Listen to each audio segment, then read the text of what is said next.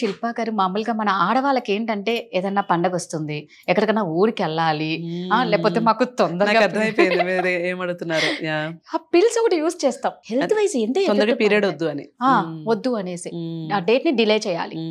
మనకి ఇష్టం వచ్చినప్పుడు డేట్ రావాలి, దాని ఇష్టం వచ్చినప్పుడు మనం ఉండొద్దు. సో అలాంటప్పుడు ఎలాంటి ప్రాబ్లమ్స్ ఫేస్ చేస్తారు అమ్మాయిలు? పీరియడ్ అనేది కూడా నార్మలే కదా. Why should you use pills to postpone the period కదా. ఇంక గుడికి వెళ్ళకూడదు అంటారు. నాకైతే అది నమ్మకం లేదు. నేను ఈ రోజు వరకు నేను కానీ మా ఇంట్లో వాళ్ళు కానీ ఒక్క రోజు కూడా పీరియడ్ పోస్ట్పోన్మెంట్ పిల్ వేసుకోలేదు.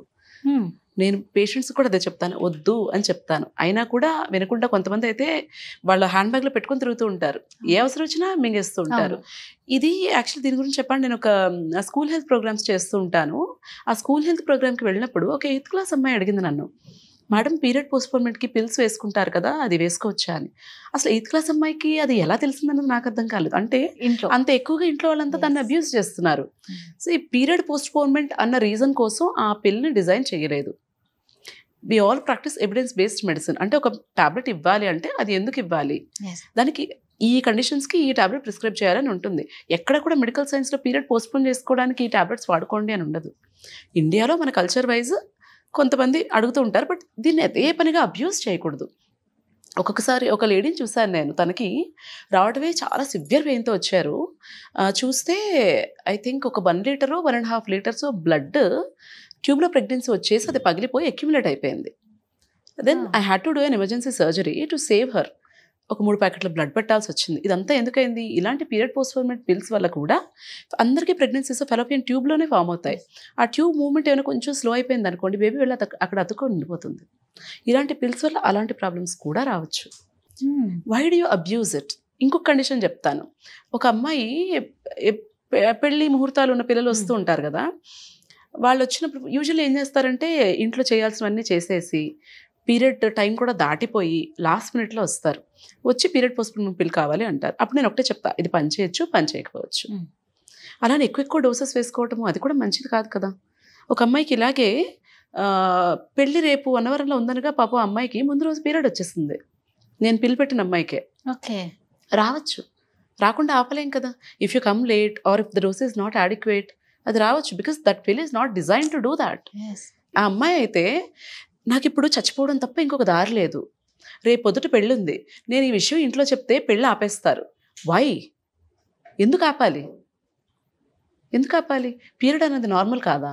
అంటే పెళ్లి పీటల మీద కూర్చోపెట్టారు కదా, అదే ఎందుకు పెట్టకూడదు అంటారు నేను. అదే మన ఎందుకు పెట్టకూడదు? ఎందుకు పెట్టకూడదు? దానికి మరి ఆ పిల్లల్ని అంత స్ట్రెస్లో పెట్టడం మంచిదా? అది చెప్పండి. పోయిన ఓకే, నేను అగ్రీ అవుతాను, మీకు సెంటిమెంటల్ వాల్యూస్ ఉన్నాయి, మీరు పీటల మీద ఆడపిల్లలు కూర్చోబెట్టకూడదు పీరియడ్ వచ్చినప్పుడు కదా.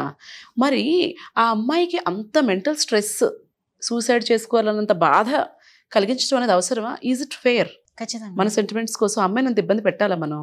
అండ్ మీరు ఒక ముహూర్తం పెడతారు, ఆ ముహూర్తానికి అమ్మాయికి పీరియడ్ వస్తుందో లేదో తెలుస్తుందా? లేదు కదా. అంటే మామూలుగా అందుకే కదా మన ఆడవాళ్ళకి ముందు డేట్లు చూసి ముహూర్తాలు పెడతారు. కానీ ఇది న్యాచురల్ గా మన చేతిలో లేదు. స్ట్రెస్ తీసుకుంటే గనక పీరియడ్ డిలే అయిపోవచ్చు, టైంకి వచ్చేయచ్చు. ఎప్పుడైతే కరెక్ట్ టైంకి రావాలి అనుకుంటారో అప్పుడే రాదు. హార్మోన్స్ అన్నవి మన బాడీ ఫంక్షన్ మీద, స్ట్రెస్ లెవెల్స్ మీద అన్నింటి మీద డిపెండ్ అవుతుంది. అంటే ఇప్పుడు నాకు ఒకటే డౌట్, మరి ఆ పిల్ ఎందుకు చేశారు? ఆ పిల్ రీజన్స్ వేరు యూజ్ చేయడానికి. హెవీ బ్లీడింగ్ అయినప్పుడు వాడతాము, ఎండోమెట్రియం ఏమన్నా కరెక్ట్ చేయాలంటే వాడతాము. పోస్ట్పోన్మెంట్కి ఎవరు కనిపెట్టలేదే పిల్, దాన్ని దీనిగా యూజ్ చాలా ఎక్కువ అబ్యూస్ చేస్తున్నారు. పిల్లలకు కూడా అలవాటు చేసేస్తున్నారు. పోనీ ఇంట్లో పోనీ అమ్మాయి పెళ్ళి ఓకే, మీరు అడిగారు, పెళ్ళికి వచ్చే చుట్టాలకి వాడేస్తున్నారు, ఆ చుట్టాల పిల్లలకి వాడేస్తున్నారు. ఎందుకు? మన ఇంట్లో ఫంక్షన్ ఉందంటే మనం మెయిడ్స్ చేత వాడించేస్తున్నాం, డోలో వాడినట్టే. That is not right. You should never abuse your body, learn to respect your body. ఆ అమ్మాయి పెళ్లి క్యాన్సిల్ అయిందా? చేసుకుంది. మామూలుగా ఇప్పుడు అబార్షన్స్ బాగా చేసుకుంటారు కదా, కానీ దానివల్ల హెల్త్ ఇష్యూస్ మాత్రం సివియర్గా వస్తాయి కదా. ప్రాణం పోయే వరకు కూడా వెళ్ళొచ్చు. అన్వాంటెడ్ ప్రెగ్నెన్సీస్, అబార్షన్స్ని అస్సలు ఈజీగా తీసుకోకూడదు. మీకు ఒకవేళ ప్రెగ్నెన్సీ వద్దు అనుకుంటే ప్రాపర్ బర్త్ కంట్రోల్ ఆప్షన్స్ ఏంటి అన్నది go to gynaecologist, discuss and use. మీకున్న సగం జ్ఞానంతో వాడేసి దానికి ప్రెగ్నెన్సీస్ తెచ్చుకొని ఏముందిలే అన్వాంటెడ్ ప్రెగ్నెన్సీ కదా అబార్ట్ అయిపోతుంది అని లైట్ తీసుకోకూడదు. రీసెంట్గా ఒక అమ్మాయి వచ్చింది, అమ్మాయి అబ్బాయి వచ్చారు, కూర్చున్నారు, మాట్లాడారు, చూశాను, ఓకేనా అన్వాంటెడ్ ప్రెగ్నెన్సీ అన్నారు. సరే టాబ్లెట్స్ ఇస్తాను అని చెప్పాను, ఫామ్స్ సైన్ చేసి రండి అని బయటకు పంపించాను. బయటకు వచ్చి మేడం మీకు ఒక విషయం చెప్పాలి అని మళ్ళీ వాళ్ళిద్దరు లోపలికి వచ్చారు. మేడం చాలా క్యాజువల్గా, మేడం ఇది ఫస్ట్ టైం కాదు మేడం, ఇంతకుముందు ఒక 6 అయ్యాయి అన్నాడు. అబార్షన్సా? 6 అబార్షన్స్ అయ్యాట. నేను అన్నాను, నేను మిమ్మల్ని ట్రీట్ చెయ్యను, మీకు మీ బాడీ మీద ఆ బేబీ మీద రెస్పెక్ట్ లేకపోవచ్చు, నాకు ఉంది, నేను ట్రీట్ చేయను, మీరు ఎక్కడికి కావాలంటే అక్కడికి వెళ్ళండి, మీరు ఎంత డబ్బులు ఇచ్చినా నేను ట్రీట్ చేయను అని చెప్పి పంపించేస్తాను. ఒకవైపు అన్వాంటెడ్ ప్రెగ్నెన్సీ వచ్చేస్తే ఏం చేయాలో తెలియక కుమిలిపోయి చచ్చిపోవాలా అన్న ఆలోచించే పిల్లలు ఉన్నారు ఒకవైపు. ఇంకొక వైపు ఇలాంటి వాళ్ళు కూడా ఉన్నారు, ఏమవుతుంది డబ్బులు పడేస్తే డాక్టర్ చేసేస్తుంది. It doesn't happen like that. మీరు పైనుంచి దూకారు అనుకోండి, ఒకసారి దూకారు దెబ్బ తగలేదు, 2 సార్లు దూకారు దెబ్బ తగలేదు, 3వ సారి 4వ సారి తగులుతుంది కదా. ఖచ్చితంగా. Similar case I've seen. Abortion కోసం వచ్చినప్పుడు ప్రెగ్నెన్సీ లొకేట్ చేసుకుంటాం, యూట్రస్లోనే ఉందా అని కన్ఫర్మ్ చేసుకొని పిల్లు ఇస్తాం. ఒక లేడీ ఇలాగే వచ్చారు, హస్బెండ్ ఎక్కడో వేరే దగ్గర ఉంటారు, చాలా ఒబీస్ లేడీ అండ్ తనకి ఆ రోజు శాక్ కనపడలేదు. నాకు ప్రెగ్నెన్సీ విజువలైజ్ అవ్వట్లేదమ్మా, ఒక వారం తర్వాత చూస్తాను అని చెప్పాను. ఆవిడ ఏం చేశారు, అంతకుముందు 7 సార్లు అబార్షన్ పిల్లు వేసుకుందిట. అబ్బా, 8వ సారి నా దగ్గరకు వచ్చింది. నేను అన్నాను, నాకు కనిపించట్లేదమ్మా, ఇప్పుడు నేను ఇవ్వకూడదు, కొంచెం వెయిట్ చేసి రండి, బ్లడ్ టెస్ట్ చేసుకుని రండి అని చెప్తే బయటకు వెళ్ళి ఎవరి దగ్గర తీసుకుని వేసేసుకుంది. సో నాకు ఒక 4 రోజుల తర్వాత కాల్ వచ్చింది ఒక హాస్పిటల్ నుంచి, మేడం మీరు ఒక పేషెంట్ చూశారు 4 days ago, మీరు మళ్ళీ రమ్మన్నారు, కానీ తను ఎక్కడో తీసుకుని పిల్లు వేసేసుకుంది, చావు బ్రతుకుల స్టేజ్లో వెళ్ళింది ఆ హాస్పిటల్కి. ఆ అమ్మాయికి ఏమైంది, ట్యూబ్లో ప్రెగ్నెన్సీ వచ్చింది, గర్భసంచిలో కాకుండా, పిల్లు వేసుకుంది, అది రప్చర్ అయిపోయింది, హెవీ బ్లీడింగ్ అయిపోయి బ్రతుకుతుందా లేదా అన్న సిచ్యుయేషన్లో ఆపరేషన్ చేశారు. Why do you do that is my question. When you have a baby, when you do not want any more kids, what is stopping you from taking a proper birth control method కదా. It's a life కదా that is growing inside us. ఎలాగా 1 సారి 2 సార్లు 3 సార్లు 4 సార్లు 5 సార్లు ఎలా అలా? క్షణిక సుఖానందం కోసం జీవితాలు ప్రాణాలు పోగొట్టుకుంటున్నారు. అల్టిమేట్ గా పోయేది ఆడవాళ్ళు ప్రాణాలే. I'm not saying sex is not important, but okay go have respect your body is all I'm saying. Consult doctor, use proper precaution. Is it that difficult? రోజు ఒక బర్త్ కంట్రోల్ పిల్ వేసుకోవడం డిఫికల్టా, లేకపోతే ఒక కాపర్టీ లూప్ పెట్టుకోవడం డిఫికల్టా? Is it difficult? లేదు 2 పిల్లలు ఉన్నారు, ఒక సగం పూట సెలవు పెట్టి ఫ్యామిలీ ప్లానింగ్ ఆపరేషన్ చేయించుకోవడం డిఫికల్టా? What is stopping you from doing that? So అమ్మాయి సేఫ్ అయిపోయిందా సర్జరీ? ఫైనల్లీ ఆవిడ బతికారు. అసలు ఒక డాక్టర్ అంటేనే దేవుడితో సమానం. ఖచ్చితంగా. అంటే దేవుడు తల్లి కడుపు నుంచి జన్మనిస్తే ఆ తల్లి కడుపు నుంచి బయటకు వచ్చిన తర్వాత బతికిచ్చేది డాక్టరే. సో నిజంగా అందుకే మిమ్మల్ని దేవుళ్ళతో సమానం అని అంటారు. I disagree with that. ఎందుకు? సొసైటీ చాలా చేంజ్ అయిపోయింది, మనుషుల యాటిట్యూడ్ చాలా చేంజ్ అయిపోయింది. మమ్మల్ని దేవుళ్ళ చూడక్కర్లేదు, మమ్మల్ని మనుషుల్లా చూడండి చాలు. ఎందుకండి? మేము చేసే పనికి రెస్పెక్ట్ ఇవ్వండి చాలు.